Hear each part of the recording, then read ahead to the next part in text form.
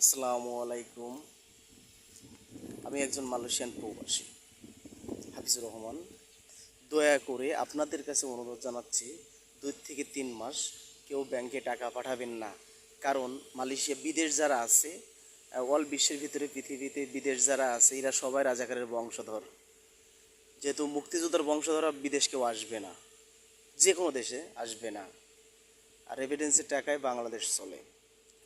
বাংলাদেশে তো কোনো, আমরা যে মাসে মাসে টাকা পাঠাই এই কারণে এদের এত ফুটা নেই। দয়া করে আপনাদের কাছে অনুরোধ জানাচ্ছি যে আপনারা কেউ ব্যাংকে টাকা পাঠাবেন না। বাংলাদেশের এত ফুটানি কোথা থেকে আসে দেখা যাবে।